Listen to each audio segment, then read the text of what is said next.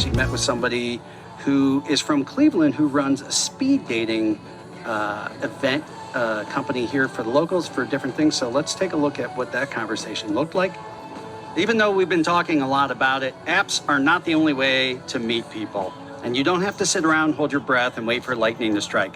There are other avenues, believe it or not. We're here to talk to somebody who has some ideas that she can share with us. So tell us about who you are and what you do. So very excited to be here.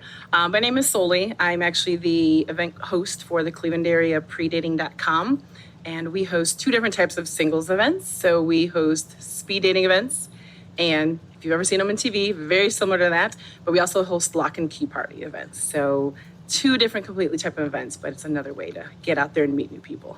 Lock and key party, is that the one where you have to wear a mask and a robe and every? Okay, just wanted to make sure. No. So when I think of speed dating, my mind always goes immediately to the 40-year-old virgin, right? Yes, You probably get that a lot. All the time, all the Yeah. time. I mean, it's very similar to it. So if you've ever seen it on TV, very similar. You sit with someone for 6 minutes. I don't have a gong. No gongs here. I just have a little bell that I ring every 6 minutes. The guys get up, move to the next person or to the next lady. Then at the end of the evening, you'll have met roughly 10 to 12 people, sometimes more. And you on your match sheet, you'll indicate who you want to keep talking to. And then I do my match sheets and they get their matches the next day of who they matched with. And they can continue on and make those dates for the weekend. So, Ooh. Is it possible to do these speed dating with BYOG? Bring your own gong? Can I bring my own gong and just smash it in, like, not between rounds, but when I'm just done with the date? you know, I have actually contemplated bringing a gong to one of my events, but I have a little bell and it works just fine. Oh, okay. I feel like it's a little annoying after a while, but one of these days I'm going to find a portable gong to take with me to my events, yes. I don't know how familiar you are with the history of it, but I guess it was created by a rabbi in 1998 in Los Angeles, where he and the students wanted to find a new way for, essentially it was like J-Date before it was J-Day. It was like for young Jewish people to meet each other and try to like meet as many people as possible. And then it took off because I feel like we've been hearing about speed dating ever since, right? You know, so I started doing these speed dating events in Florida, probably like 10 years ago. A friend of mine was like, come with me. And I refused at first, but then I went, made friends with the coordinator.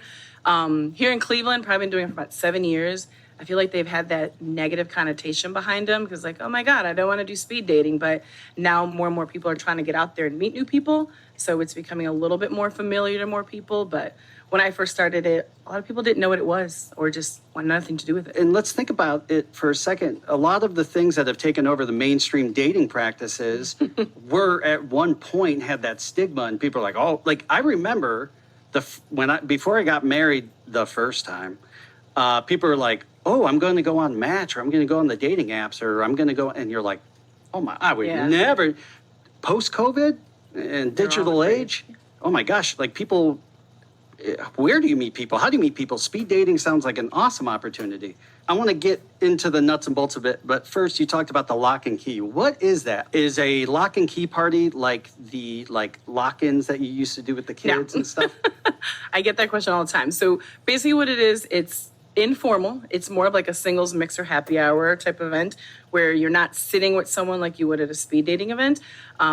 Guys come in, you get keys, ladies get locks, and you basically try to find your match throughout the evening.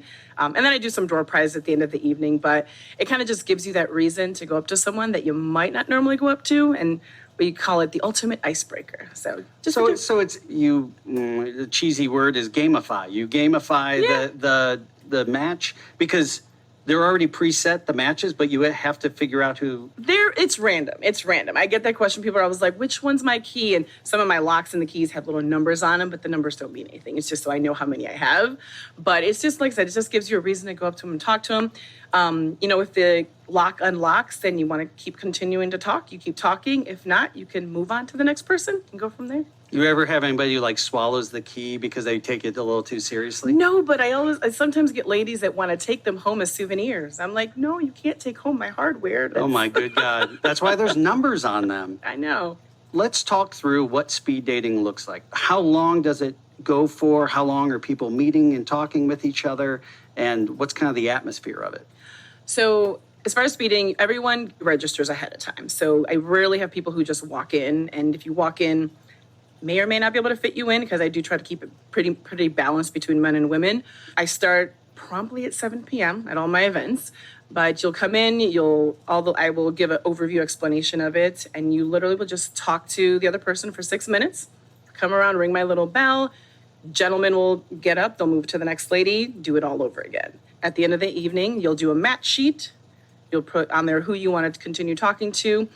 And then I do a match sheet and you'll get your matches the next day of who you matched with. So it's not, sometimes people are like, always asking me like, am I going to meet the person I'm going to marry? Well, no, you're not going to meet the person you're going to marry at your first event, but it kind of gives you an opportunity to meet new people. I think it's important to actually point out, if you're only looking for the person you're going to marry, my personal opinion is, I think you're doing dating wrong. Yeah.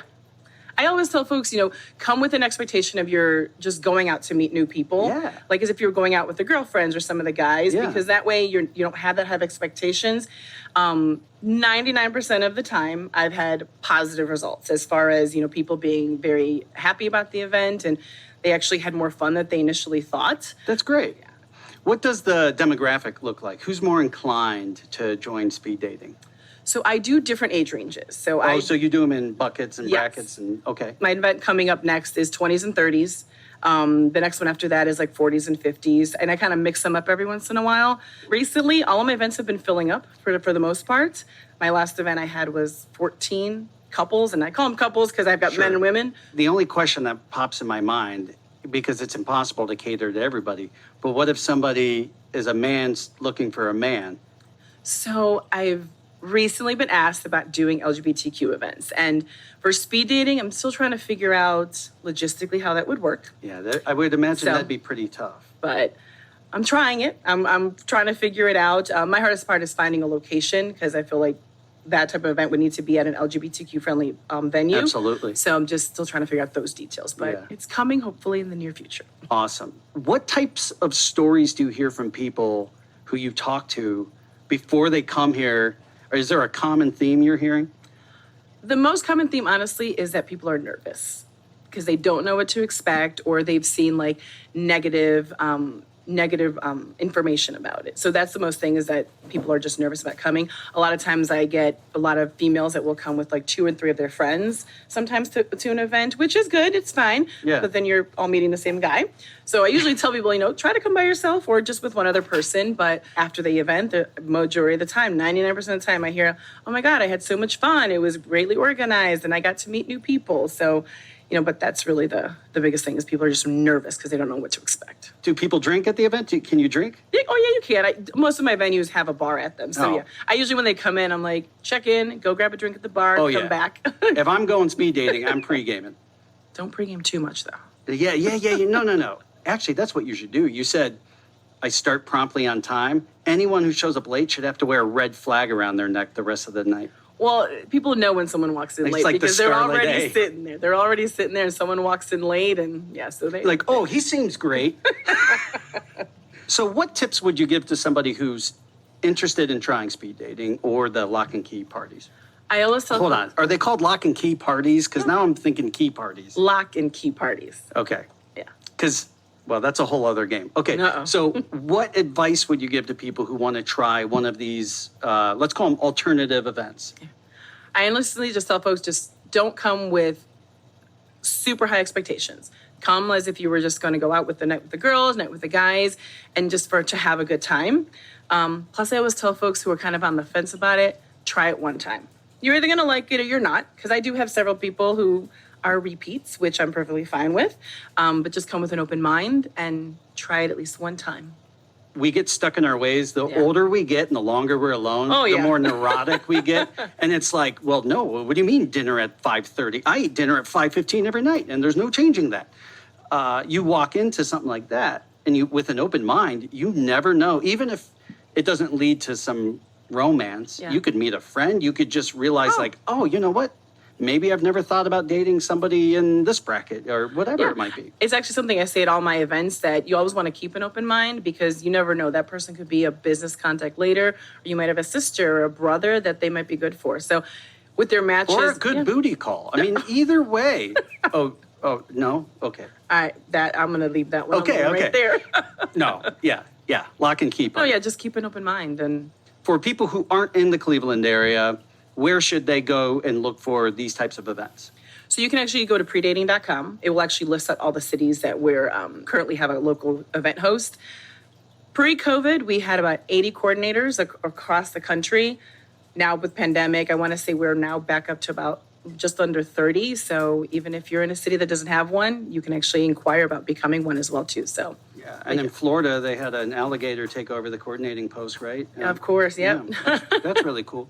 So if you're in Cleveland or around the area and you want to check it out, you will get to work with Soly herself, and she will be your coordinator. And I can tell you, she's pretty awesome. She seems fun. Don't bring your own gong, but come with an open mind.